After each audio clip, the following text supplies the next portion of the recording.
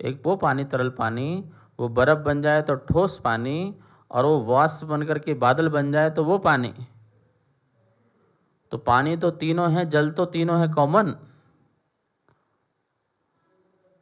तो आश्रय जल का लेना है, ना कि तरल का, ना ठोस का, ना वाष्प का। किसका लेना है? बर्फ था, पहले क्या था? ठोस। गर्मी की तपन से तरल बना, और गर्मी बढ़ी तो वाष्प बना, और वाष्प बन करके ऊपर चला गया। समझ में आया ना? कसायों से हम ठोस थे,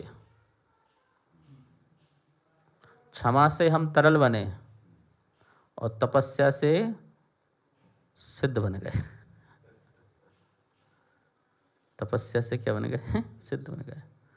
हम कषायों से बहुत ठोस, मतलब कि इतने क्रूर रहे कि हम अपनी आत्मा को नहीं पहचान पाए। इससे बड़ी क्रूरता क्या होगी? हम दूसरों के प्रति क्रूरता नहीं, अपने प्रति क्रूरता रहे, जिससे हमने आत्मा को नहीं पहचाना। हम भी उस बर्फ की तरह ठोस थे, पहाड़ में, हिमालय के पहाड़ में, जैसे हिमालय के पहाड़ बर्फ के ठोस, ठीक है ना? पर वो भी धीरे धीरे पिघल पिघल के कहाँ पहुँचते हैं? नदी बन जाते हैं, सरोवर बन जाते हैं, सागर बन जाते हैं।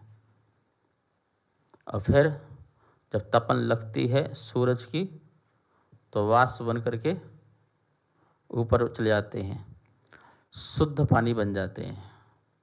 बादल का पानी सबसे शुद्ध पानी कहलाता है, ध्यान रखना।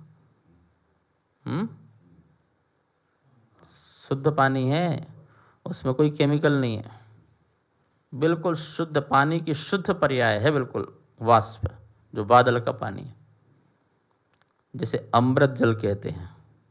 क्या कहते हैं? यदि उस जल को कोई पीने चालू कर दे, कोई बीमारी ना हो, कभी कोई बीमारी नहीं हो सकती, कितनी भी कुछ भी तुम खा पी लो, बीमारी नहीं हो सकती है। वो इतना सुपाच्य पानी होता है और निरामय पानी होता है कि नहीं? अमृत कुंड बनाते हैं अपन लोग, जैन लोग पानी को कलेक्शन करते, अमृत कुंड बनाते हैं, वो पानी पीना चाहिए। तो जैसे वो बादल का पानी शुद्ध है, ऐसे आत्मा सिद्ध अवस्था में शुद्ध है, उसमें कोई कषाय नहीं है। जैसे बर्फ पिघल पिघल करके नदी बनता है, सरोवर बनता है, बाद में वाष्प बनता है, ऐसे ही कठोर आत्मा, कषाय आत्मा, अनंत अनवंती क्रोध मान माया लोभ आत्मा, चौकड़ी वाली आत्मा जब पिघलती है तो धीरे धीरे पिघलते पिघलते सुंजनल रूप में जाती है। इतनी पिघल जाती है कि सुंजनल रूप हो जाती है, नदी रूप ले लेती है। मुनिराज मंद कसाई हो जाते हैं।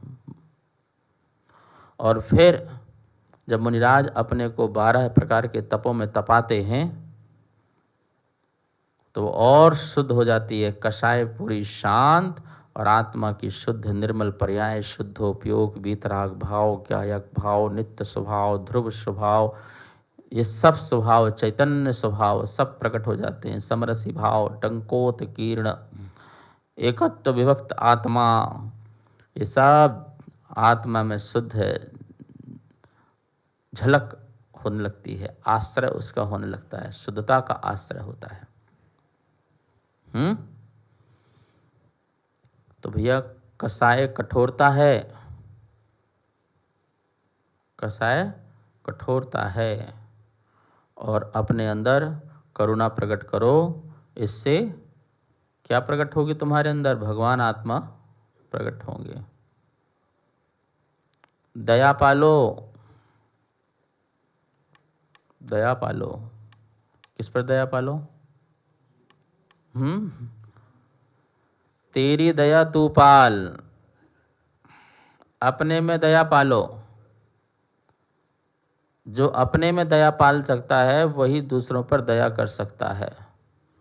जो अपने पर दया नहीं कर सकता वह दूसरों पर दया क्या कर सकता है? कसाएं समाप्त करो, यही दया पालो। अपने में शुद्धता प्रकट करो, यही दया पालो। क्या दया पालो? जितना तू है, जैसा तू है, उतना तू वैसा स्वयं को मान, ये दया पालो। जितना तू है और जैसा तू है उतना तू वैसा तू स्वयं को मान। जितना तू नहीं है और जैसा तू नहीं है वैसा तू मत मान। यही तू अपने पर दया पाल। और तूने ऐसी अपने पर दया पाली तो तू अहिंसक, और नहीं पाली तो तू हिंसक। बोल क्या बोल रहे? अहिंसा को हिंसक? महाराज जी हम तो किसी को मारते नहीं हैं। अपने को तो मार रहा भाई हर समय। तू कौन है? तू क्या है? क्या तेरा स्वरूप है?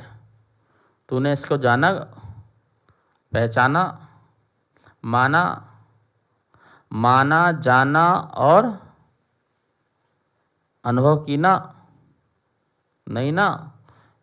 माना सम्यक दर्शन है, जाना सम्यक ज्ञान है, अनुभव की ना सम्यक चारित्र है। और इन तीनों को जो करता है वही सबसे बड़ी दया पालता है। सुनो भैया, रत्नात्रयधारी ही आत्मा अपने पर दया करता है और अपने निमित्त से पर भी दया हो ही जाती है। जब तूने अपनी आप की हिंसा नहीं कर रहा है तो पर की हिंसा कैसे करेगा? कहते हैं ऐसी दया, इतनी दया प्रकट हो जाती है कि फूलों में चलते हैं तब भी फूलों को नुकसान नहीं होता है। घास में भी चल जाए तो घास को नुकसान नहीं होता। परिहार विशुद्धि संयमी, परिहार विशुद्धि संयमी। जल में चलें, तिनकों में चलें, पर उनके द्वारा भी कोई हिंसा, परिहार विशुद्धि, इतनी विशुद्धि, हिंसा का परिहार अंदर से निकल गया और इतनी विशुद्धि प्रकट हो गई। बताइए।